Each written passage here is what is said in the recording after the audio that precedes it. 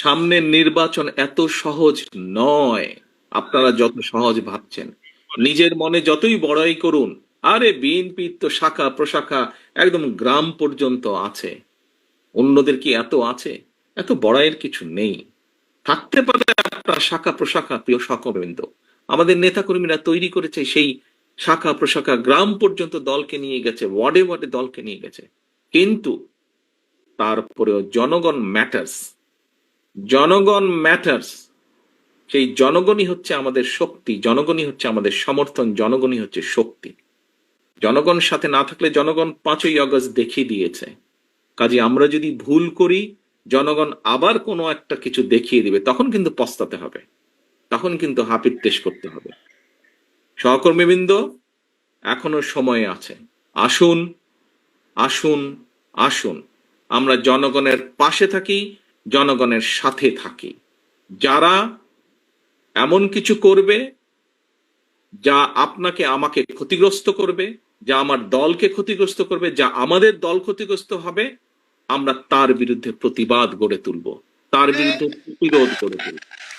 আজকে শহীদ জিয়ার 89তম জন্মবার্ষিকীতে যদি শহীদ জিয়াকে সত্যিকার ভাবে আমাদের স্মরণ করতে হয়, যদি শহীদ জিয়াকে সত্যিকার ভাবে সম্মান জানাতে হয়, আজকে দেশনেত্রী খালেদা জিয়া, ওনার জন্য আমরা দোয়া করছি সুস্থতার জন্য। কিন্তু দেশনেত্রী সবচাইতে খুশি হবেন, দোয়া তো আছেই, কিন্তু উনি যখন দেখবেন, যখন দেখবেন যে জনগণ সমর্থন দিয়েছে বিএনপির প্রতি, আমি তো মনে করি সবচাইতে বেশি খুশি উনি সেদিন হবেন। এবং দেশনেত্রী খালেদা জিয়ার সৈনিক হিসাবে আপনাদের উপরে সে দায়িত্ব বর্তায়। সহকর্মীবৃন্দ, আমরা কে ছোট নেতা, কে গ্রামের নেতা, কে ইউনিয়নের নেতা, কে বড় নেতা, কে বিভাগীয় নেতা, কে কেন্দ্রীয় নেতা, বিষয় এটি নয়। বিষয় একটি, আমাদের ঐক্যবদ্ধ থাকতে হবে, আমাদেরকে অন্যায়ের বিরুদ্ধে থাকতে হবে, আমাদেরকে অন্যায়ের বিরুদ্ধে প্রতিরোধ করতে হবে, আমাদেরকে এমন ভাবে দাঁড়াতে হবে যাতে জনগণ বোঝে যে আমরা তাদের সাথে আছি, জনগণ বোঝে আমরা তাদের পাশে আছি, জনগণ বোঝে যে জনগণ যেভাবে চায় আমরা সেভাবেই আছি, জনগণের প্রত্যাশা অনুযায়ী আমরা সেভাবেই তাদের পাশে আছি। দুদিন আগে আমি একজন ব্যক্তির টক শো দেখছিলাম। উনি কথা প্রসঙ্গে বলছিলেন, সে আলোচক কথা প্রসঙ্গে বলছিলেন যে উনি এখনো ঠিক বুঝে উঠতে পারছেন না, যেই স্বৈরাচার পালিয়ে গিয়েছে তারা আবার মাথা ছাড়া দেওয়ার চেষ্টা করছে। চেষ্টা ঠিক আছে, করতেই পারে তারা, কিন্তু তারা যদি ভোটের মাঠে নামে, কি নিয়ে তারা মানুষের সামনে হাজির হবে?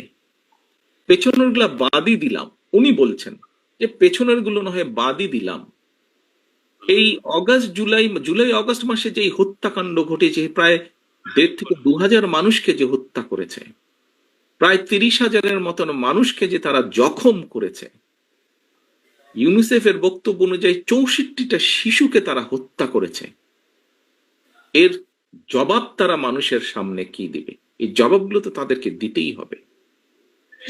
সহকর্মীবৃন্দ, আমরা যদি সেই দিনটি আসা পর্যন্ত আমাদের ভিতরে যদি কেউ কিছু করে, জবাব তো আপনাকে দিতে হবে। যখন আপনি 2 দিন পরে ভোটের জন্য মানুষের কাছে যাবেন, আপনাকে জবাব দিতে হবে না?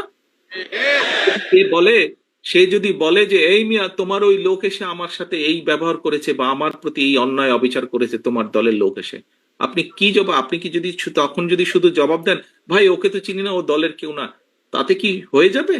তাতে তো হবে না। প্রিয় সহকর্মীবৃন্দ, আমাদের সামনে উদাহরণ আছে, একদম কটকটা একদম পরিষ্কার উদাহরণ আছে। জনগণ যখন ক্ষিপ্ত হয়, জনগণ কিভাবে স্বৈরাচারকে খেদিয়ে দেশ থেকে পালিয়ে যেতে বাধ্য করে।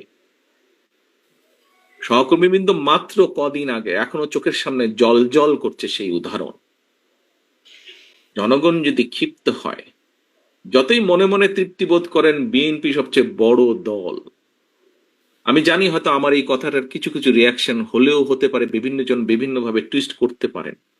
দলীয় প্রোগ্রাম বলছি, তারপরে এটা তো দলীয় থাকবে না, এখানে সাংবাদিক ভাইরা আছেন, ইন্টারনেটে কানেক্টেড, এটা বেরিয়ে যাবে। বিষয়টি হচ্ছে যে জলজল করছে সেই উদাহরণ। কাজেই দিন শেষে কিন্তু সেই জনগণ, দিন শেষে সেই জনগণ, আমরা সকলে সেই জনগণের সমর্থন পাওয়ার চেষ্টা করছি। কাজেই সমর্থন যদি পেতেই হয়, কেন আমরা সত্যিকার ভালোভাবে সেই সমর্থন নেওয়ার চেষ্টা করব না? কেন আপনি কেন আপনি অন্যায়ের বিরুদ্ধে চোখ বন্ধ করে রাখবেন? প্রিয় সহকর্মীবৃন্দ, দিন শেষে সেই জনগণের কাছেই যেতে হবে। জনগণ যদি মুখটা ফিরিয়ে নেয়, আপনার আমার কিন্তু কোনো স্থান নেই।